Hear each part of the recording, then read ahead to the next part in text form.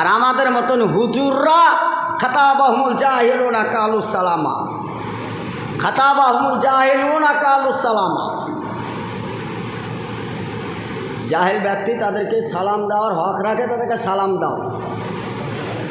আজকালকার এই বর্তমান যুগে সালামের জায়গাতে আছে, নেতৃত্ব স্থানে আছে, বরঞ্চ আলেমরা তাদের কলমের নিচে তারা বেতন দেয় আর হুজুররা তাদের হাতে বেতন গ্রহণ করে।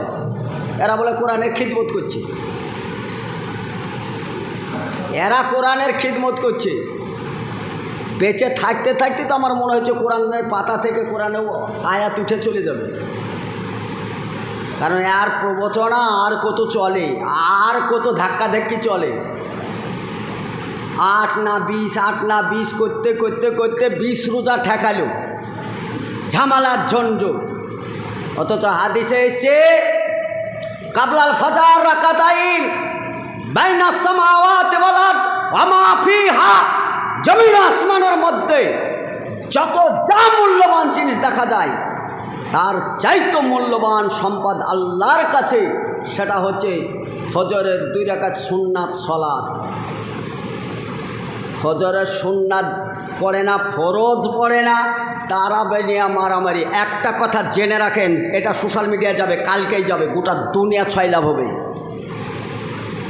রমজানের সঙ্গে সিয়ামের সঙ্গে তারাবির কোনো সম্পর্ক নাই।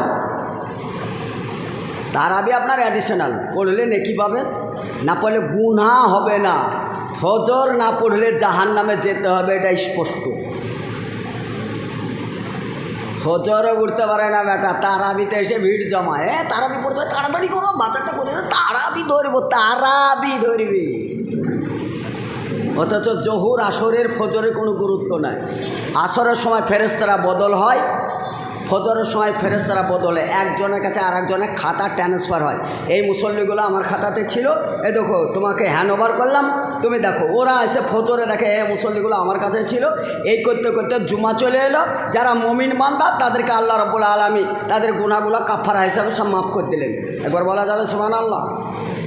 কিন্তু নাম থাকলে তো সুবহানাল্লাহ, ওই নামে তো আমরা নাই, ওই ইবাদত তো আমরা করি না। চলুন, 20 রমজানের পরে থেকে শুরু হলো জাকাতুল ফিতর। জাকাতুল ফিতরাই না, এটা ফিতনা।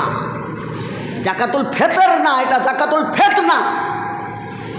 কেউ বলছে 100, 3 কিলো 250, কেউ বলছে 100 2.5 কেজি, কেউ বলছে 100 মানে 2 কিলো 80 গ্রাম। শায়েরই ঠিক করতে পারল না। যত মোল্লারা কি করেন আপনারা, বড় বড় শায়েকরা, মুহাদ্দিসিন সাহেবরা